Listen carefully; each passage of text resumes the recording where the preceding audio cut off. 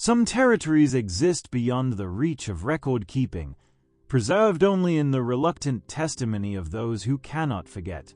Others are marked not by what was discovered there, but by what discovered them first. Events that leave physical traces but no rational explanation, that transform witnesses into the watched and blur the line between exploration and exposure. In the autumn of 1959, a remote Indonesian fishing community became the site of encounters that defied every available framework for understanding. Villagers, elders, and those who worked the boundary between settlement and forest all reported observations that aligned with neither ancestral memory, colonial documentation, nor the limits of accepted possibility. What follows is not a myth, but a record, fragmentary, corroborated, and impossible to reconcile with human agency. Alor Island occupies the forgotten edge of the Indonesian archipelago, where governance arrives seasonally and tradition operates with greater authority than any distant capital. Even now, the island demands deliberate approach. It is not a destination but a terminus, a place where the jungle holds secrets that predate cartography, and where being observed carries consequences that outlast the moment of contact. In 1959, something chose to make itself visible there, and the island has never forgotten. Thank you for listening. To help me continue sharing these accounts, please consider liking and subscribing to the channel. September arrived without the usual signs. The monsoon winds that should have churned the waters into froth never materialized. The sea lay flat as poured glass, reflecting nothing but its own opacity. The fishermen of Kabi village noticed first, not because they were more observant than others, but because their livelihood depended on reading what the ocean refused to say directly. Pak Daman and his 2 sons pushed their outrigger into the shallows at dawn on September 11th, following the same route their family had taken for 3 generations. The air held a weight that had nothing to do with humidity. No birds worked the surface. No bait fish disturbed the water. The silence sat in their chests like an accusation. They were 200 meters offshore when Daman's youngest son pointed without speaking. The circle appeared first as a dark interruption in the water's monotonous surface, a perfect geometric void approximately 30 meters in diameter. As they drew closer, the shape resolved into hundreds of fish, floating belly-up in formation so precise it seemed deliberate. Daman cut the engine. The boat drifted into the circle's edge, and he reached down to examine the nearest specimen, a mature grouper that should have weighed 6 kilograms. Its body showed no wounds, no gill damage, no signs of disease or oxygen deprivation. When he turned it toward the light, he saw what made his hands go still. The eyes had clouded uniformly white, not with the milky degradation of death, but with something that looked applied, as though the fish had been marked before being arranged. By the time they towed 3 specimens back to shore, 7 other boats had found the circle. No one entered its center. The formation held its geometry despite current and wind, the bodies neither drifting apart nor sinking. Daman carried his samples directly to the home of Bapak Kosmas, the eldest among the village council, a man whose memory extended back to the Japanese occupation and whose silence commanded more respect than any younger man's speech. Kosmas examined the fish on his porch while the sun climbed and the gathered fishermen waited. He studied the eyes longest, turning each head to catch different angles of light. When he finally spoke, his voice carried no uncertainty. "This is a boundary," he said. "Something is marking its territory." The fisherman asked what kind of boundary, what kind of territory. Kosmas wrapped the fish in palm leaves and instructed them to burn the specimens after sunset, away from the village. "The kind," he said, "that appease when permission has been neither asked nor given. The kind that marks us, not the water." The circle remained visible for 3 days before the fish finally sank, during the night of September 14th. By then, the first figure had been seen at the forest's edge, and the boundary's meaning had begun to clarify in ways no one wanted to understand. Thank you for listening. To help me continue sharing these accounts, please consider liking and subscribing to the channel. Sujono had been working his family's cassava field since he was old enough to distinguish weed from crop. The plot sat at the village's eastern boundary, where cultivated land yielded to the forest's permanent claim. He knew every palm, every configuration of shadow, every sound the jungle made as it transitioned from day to night. On the evening of September 16th, he learned that knowing a place and understanding it were not the same thing. He was checking the irrigation channels when the light changed, not darkening with the sunset's approach, but flattening, as though the air itself had become less transparent. The insects stopped their drilling chorus mid-note. The palms ceased their rustling despite a breeze that continued to move against his skin. He straightened from his work and saw the figure standing at the tree line, exactly where the forest met his furthest row of cassava. The thing was tall in a way that violated proportion. Its torso stretched longer than anatomy should permit, and its limbs, 4 of them, he thought, though their configuration seemed to shift when he tried to focus on specific joints, bent at intervals that suggested additional articulation. The head was larger than a human's, smoother, lacking the complex topography of face. But it had eyes, 2 of them, positioned where eyes should be, glowing with a light that seemed to draw illumination inward rather than project it outward. A cold bioluminescence that reminded him of certain deep-sea creatures hauled up in fishing nets, already dying from the pressure change. The figure did not move toward him. It simply observed, its attention so focused that Sujono could feel the weight of being studied. His first instinct was to run, his legs prepared for flight, muscles tensing, weight shifting back. Then his body stopped obeying him. Not frozen. He could still feel his heartbeat accelerating, still feel the breath moving through his chest, but waiting, as though some part of his nervous system had received instructions that superseded conscious will. He stood there for what might have been 3 minutes or 30, time becoming unreliable under that persistent gaze. The figure's limbs moved occasionally, small adjustments that looked mechanical rather than organic, as though it was calibrating its observation angle. Its head tilted with a precision that seemed calculated rather than curious. Throughout the encounter, Sujono felt no fear, which terrified him more than any panic would have. The absence of appropriate emotion suggested something had been modified in his response, some protective instinct temporarily suspended. When the figure finally withdrew, it did not walk or retreat. It simply became less present, its edges dissolving into the forest's texture until Sujono could no longer distinguish where it ended and the vegetation began. The moment it vanished completely, his body returned to his control so suddenly he staggered forward 3 steps before catching himself.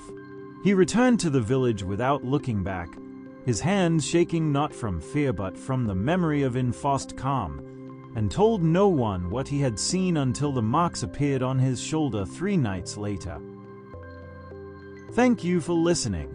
To help me continue sharing these accounts, please consider liking and subscribing to the channel. The accounts began arriving in Kabi on September 19th, carried by traders who moved between the 3 coastal villages. A woman from Lerabang had seen something standing in the surf at dawn, its form wavering like heat distortion, present and absent simultaneously. A fisherman from Alila reported a figure at his door during the hour between sleep and waking, tall and angular, watching him through the gap in his shutters.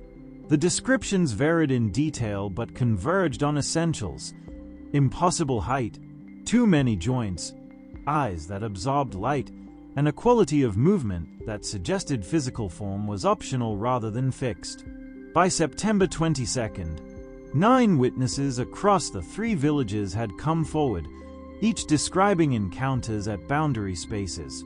Shore to forest, dusk to night, the threshold between cultivation and wilderness. None reported aggression. None described communication.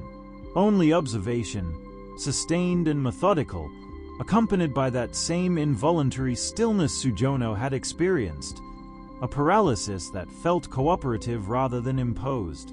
The marks appeared on the night of September 23rd. Sujono woke to his wife's sharp intake of breath as she dressed for morning prayers. She was staring at his left shoulder, her hand covering her mouth. He twisted to see what had alarmed her and found the mark in the small mirror they kept near the water basin, a perfect circle approximately 8 centimeters in diameter, the skin within it darkened to deep brown, the edges geometrically precise. It looked like a burn but felt like nothing at all. No pain, no heat, no sensation of injury, just presence. Within 3 days, all 9 witnesses bore identical marks in identical locations. The circle on the left shoulder, always the same size, always the same color, appearing overnight without warning or discomfort. Bapak Cosmas examined each one, documenting their uniformity with increasing concern. The marks showed no signs of infection or healing. They simply existed, stable and unchanging, as though they had been part of the witnesses' bodies from birth. The marked ones began to notice other changes. Heightened hearing that picked up frequencies previously inaudible, the movement of sap through tree trunks, the subsonic calls of marine life offshore, a persistent sensation of being monitored that had nothing to do with human observation, dreams that felt less like sleep and more like attendance, as though they were being summoned to witness something that occurred in a space adjacent to normal consciousness. On September 26th, a woman from Alila named Dewey reported that her mark had begun to pulse faintly at sunset, a rhythmic warming that lasted exactly 3 minutes before subsiding. By September 28th, all 9 witnesses confirmed the same phenomenon. The marks were not scars. They were not injuries. They were signatures, indicating that permission had been recorded, that the boundary had been crossed, and that those who had been watched now belonged to a registry maintained by intelligences that required no consent before cataloging what they chose to study. Thank you for listening. To help me continue sharing these accounts, please consider liking and subscribing to the channel. The first symbol appeared on a coconut palm at the center of Kabi village on the morning of September 29th. The tree stood near the communal well, visited by every household multiple times daily. No one had seen or heard carving during the night, yet the mark was undeniably fresh, cut deep into the bark with precision that suggested metal tools, though the edges showed none of the rough tearing that machetes or knives would leave. The pattern consisted of concentric circles intersected by radiating lines, with smaller geometric shapes positioned at specific intervals along the circumferences. It resembled a navigation chart, the kind Portuguese sailors had used centuries earlier to map unfamiliar coastlines, but the proportions were wrong. The scale suggested vast distances compressed into impossible configurations, territories that could not exist in 3-dimensional space. Within a week, 17 palms across the 3 villages bore similar carvings. Each symbol was unique but shared common elements: the circles, the radiating lines, the careful placement of smaller shapes that might have been landmarks or waypoints. The villagers recognized deliberate communication even if the content remained opaque. Someone, or something, was leaving messages in a language that predated any they knew. Bapak Cosmas spent 2 days examining the symbols before making his request. On October 7th, he asked 4 young men to guide him into the island's interior, to caves his grandfather had described but that Cosmas himself had never seen. The journey took most of a day, ascending through forests that grew denser and darker as they climbed, until they reached a limestone formation riddled with openings that exhaled cold air despite the tropical heat. The caves extended deep into the mountain. Cosmos moved through them with a certainty that surprised his guides, following passages that seemed randomly connected until they emerged into a chamber where the walls had been wowked smooth. And there, preserved by centuries of darkness and stable temperature, were the paintings. They covered every accessible surface, the same concentric circles, the same radiating lines, the same geometric markers positioned with mathematical precision. But these were ancient, rendered in pigments made from minerals and blood, applied by hands that had understood something the current inhabitants did not. Cosmos stood in the chamber for a long time, his torch illuminating sections of wall that transformed the cave into a library of incomprehensible cartography. "These predate the first people," he said finally, his voice echoing in the enclosed space. "My grandfather believed they were left by those who came before humans walked here. Not ancestors, predecessors of a different kind." The young men asked what the symbols meant. Cosmos traced one of the painted circles with his finger, feeling the texture of pigment laid down before kingdoms rose and fell. "They are maps," he said, "but not of territory we can reach by walking or sailing. They chart something else. Routes between here and wherever the watchers go when they are not watching us."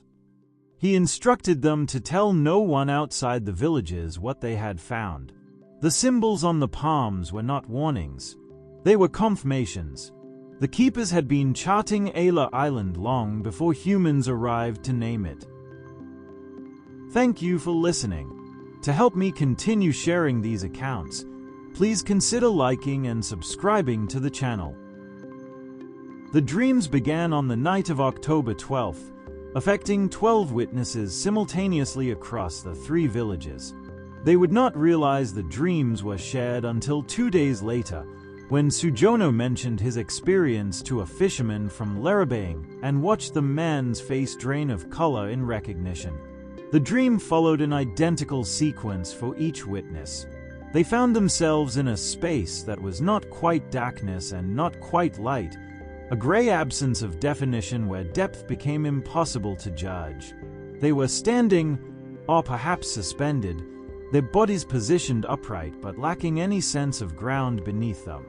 Then the hands appeared. The hands were wrong in their construction. Too many joints, angles that shifted depending on observation, surfaces that felt metallic and organic simultaneously. They moved across the witnesses' bodies with methodical precision, measuring, not touching in the way hands should touch, but assessing, cataloging, taking inventory of dimensions and proportions. The sensation was not painful but profoundly intrusive, as though the measurement extended beyond physical form into something more essential. Throughout the examination, a presence communicated without sound, not a voice in any conventional sense, but information appearing directly in consciousness, bypassing the mechanisms of hearing and language. The message was consistent across all 12 dreamers. Permission has been granted. Not requested, not negotiated. Simply granted. The decision already made by authorities the witnesses had never consented to recognize. The dreams recurred for 3 consecutive nights with perfect consistency. Same space, same hands, same message. On the 3rd night, additional information appeared in that soundless voice. The witnesses were informed they had been documented. Their patterns had been recorded. They would be monitored at intervals for the duration of their natural lives. The clinical precision of the language, assuming it was language and not something that merely translated into language within their minds, suggested bureaucracy rather than malevolence, which somehow made it worse. They woke each morning in states of profound exhaustion that sleep could not remedy. Their bodies felt heavy, drained of energy in ways that transcended normal fatigue. Several witnesses reported muscle soreness concentrated in their left shoulders, precisely where the marks had appeared. Others described a sensation of having traveled vast distances, though their bodies had remained in their beds. Wives and husbands confirmed that the dreamers had not moved during the night, had barely seemed to breathe, their sleep so deep it resembled unconsciousness more than rest. On October 15th, when the pattern finally emerged through conversation, the 12 gathered at Bapak Cosmos's home. They compared accounts and found no variation. The dreams were not similar. They were identical, down to specific details of sensation and sequence. Cosmos listened without interruption, then delivered his assessment with the finality of diagnosis. "You were not dreaming," he said. "You were being processed. Whatever is documenting us required your consent at some level deeper than consciousness. The dreams were the mechanism by which that consent was obtained." No one asked what they had consented to. The answer was already written on their shoulders in marks that pulsed with warmth each evening at sunset, keeping time with something that had begun measuring them long before they knew they were being observed. Thank you for listening. To help me continue sharing these accounts, please consider liking and subscribing to the channel. The timing was later verified through comparison of testimonies, each witness noting the exact moment based on their morning routines, the angle of first light, the position of fishing boats being prepared for launch. October 23rd, 5:47 a.m. The sky held that peculiar luminosity that precedes direct sunrise, turning the sea into brushed steel. 17 people saw them simultaneously. Fishermen preparing nets in Kabeh, a woman drawing water in Lerabaying, a farmer checking his irrigation channels in Alila. All looked toward the offshore shallows at the same instant, as though their attention had been summoned by a frequency only their bodies could detect. 9 figures emerged from the water approximately 40 meters from shore. They did not wade or swim. They simply became vertical, transitioning from horizontal to upright, without the intermediate movements that physics should require. Water streamed from their forms but created no sound, no splash, no disturbance to the surface tension around them. Most disturbing was the absence of reflection. The dawnlight caught the water's surface everywhere except directly beneath them, as though they existed in a space adjacent to the physical world rather than fully within it. They were tall, matching the descriptions from previous encounters but now seen in formation, their collective presence transforming individual horror into coordinated demonstration. Their limbs moved with mechanical precision, synchronized perfectly as they began their procession toward Kabir village. They did not walk so much as glide, their lower appendages moving through motions that approximated human gait, without fully replicating it. The 17 witnesses found themselves unable to move, not paralyzed. They could feel their hearts accelerating, could feel breath moving through their lungs, but held in a state of enforced observation. Their bodies had been conscripted as recording devices, required to witness what was about to occur with full sensory attention. The 9 figures moved through Kabir in single file, maintaining exact spacing between them. They paused at 7 specific homes, standing motionless before each structure for approximately 30 seconds. The houses showed no pattern that villagers could later identify. Different sizes, different family compositions, different positions within the settlement. But the figures knew which ones to mark with their attention, suggesting reconnaissance that had occurred long before this public display. At the home of Pak Damin, the lead figure turned its head toward the doorway where Damin stood frozen, his wife and sons pressed behind him. Its eyes, those cold bioluminescent organs that absorbed rather than reflected light, held his gaze for a duration that felt both infinite and precisely measured. Then it turned away and continued toward the forest edge. The formation ascended into the jungle at the exact point where Sujono had first encountered a figure weeks earlier. They moved upward through vegetation that should have impeded their progress, but seemed to part without resistance, as though the forest recognized their authority to pass.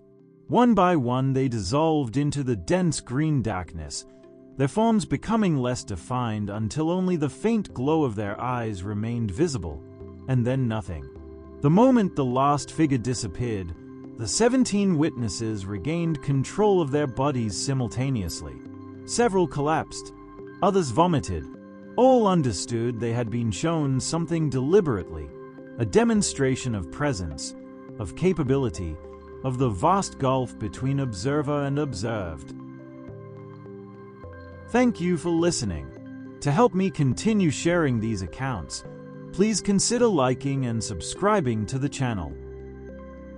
The changes manifested gradually over the 2 weeks following the dawn emergence.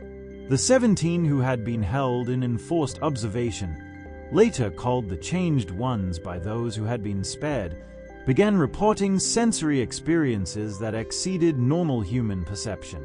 Sujono could hear the movement of sap through coconut palms from 30 meters away, a rhythmic pulsing that sounded like slow respiration. Dewey from Alila detected the subsonic calls of whales passing offshore, vibrations that traveled through water and rock to reach her inner ear with painful clarity. Pak Darmin described seeing heat patterns in the air, invisible temperature gradients that revealed the passage of animals through the forest hours after they had moved on. But these enhancements came with subtractions that proved far more disturbing. Darmin struggled to recall his youngest son's name, the syllables slipping away each time he tried to grasp them. A woman from Lerabang forgot the route to her sister's house despite walking it daily for 30 years.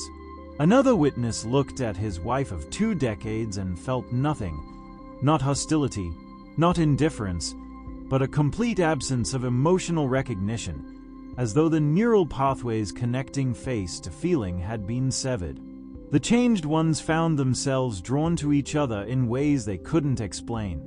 Conversations with unmarked villagers felt exhausting, the effort of maintaining social protocols suddenly overwhelming. But when the 17 gathered together, communication became almost unnecessary. They understood each other through proximity, through shared sensory experience, through a connection that functioned below the level of language. By early November, they had established a routine without discussion or coordination. Each evening at sunset, they converged at the forest edge where the figures had ascended on October 23rd. They stood in a loose formation, facing the tree line, waiting. When asked what they were waiting for, they couldn't articulate an answer. The compulsion existed beneath conscious thought, operating at the same level as thirst or the need for sleep. Their families grew concerned, then frightened, then resigned.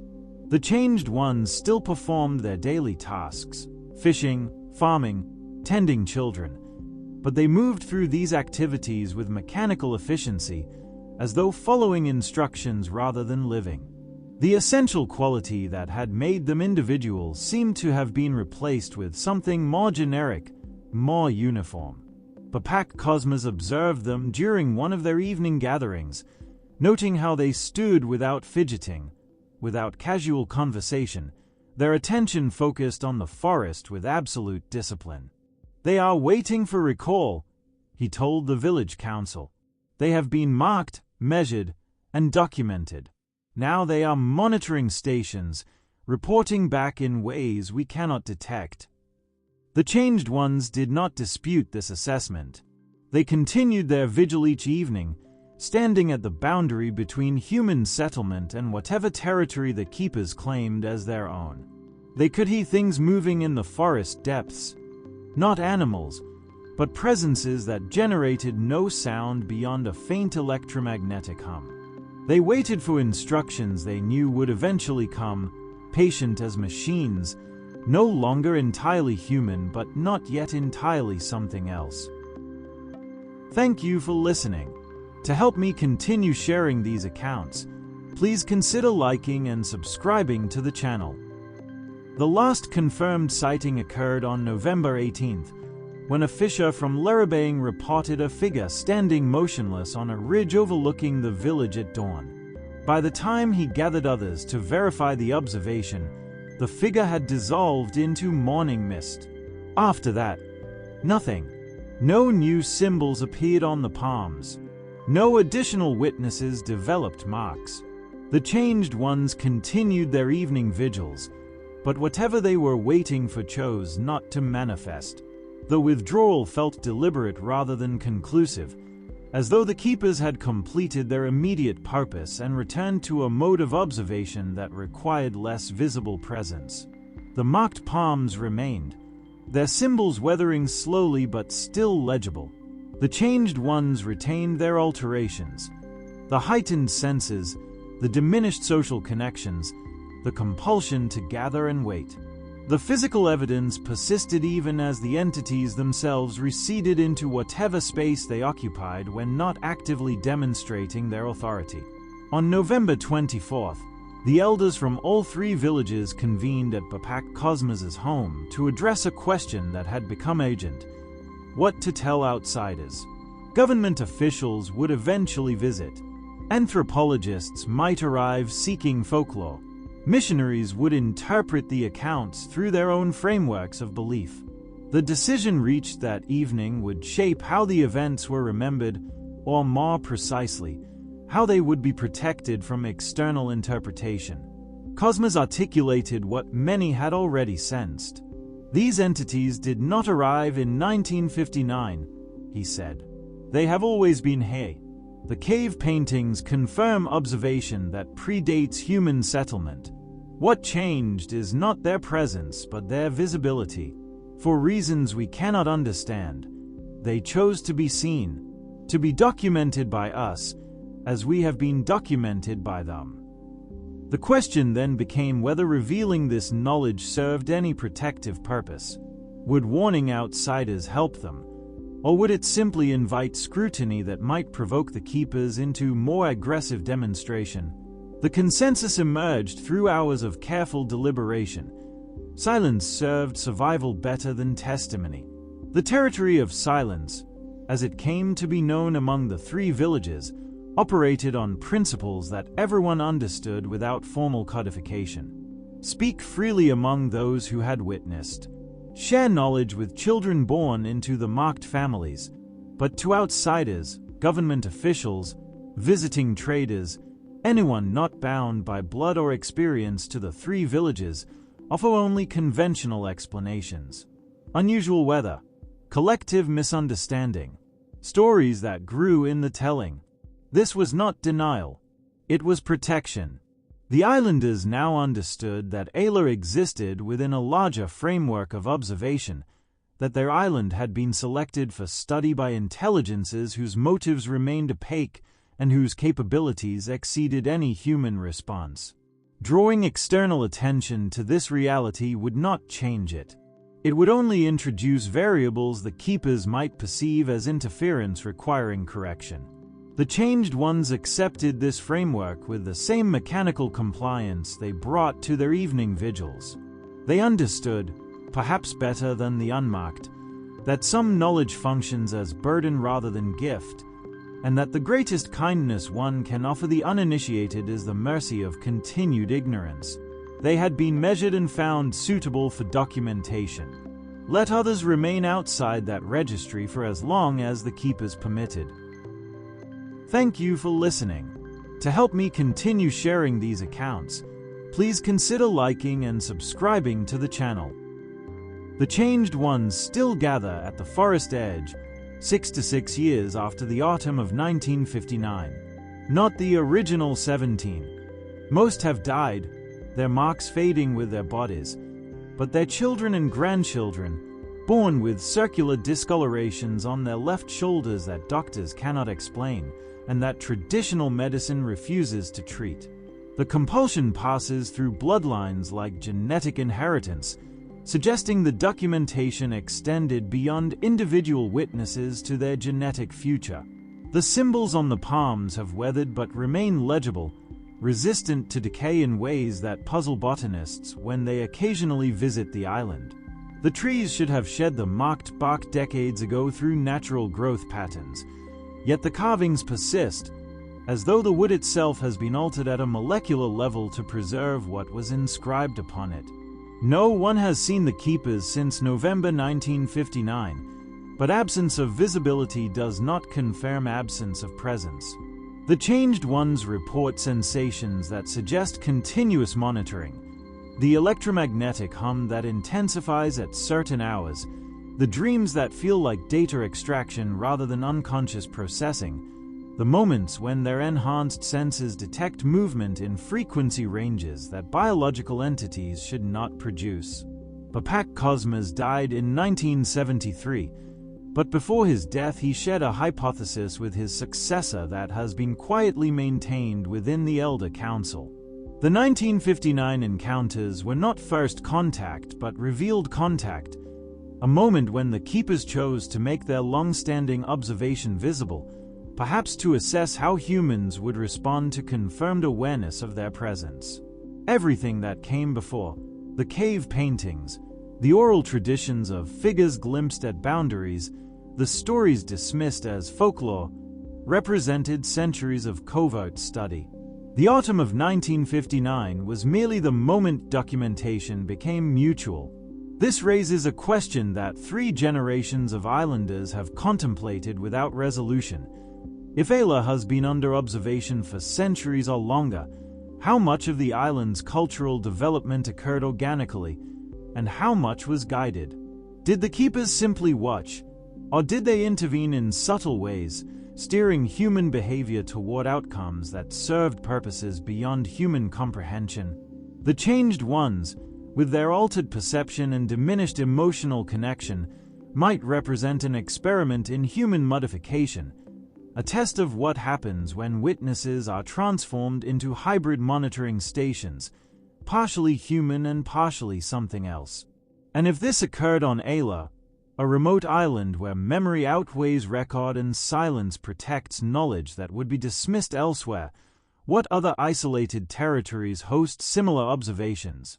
How many indigenous accounts of watchers, monitors, and beings at the threshold have been catalogued as mythology when they might represent testimony? The world contains thousands of places where traditional knowledge preserves what official record erases, where communities have learned that some truths survive only through strategic silence.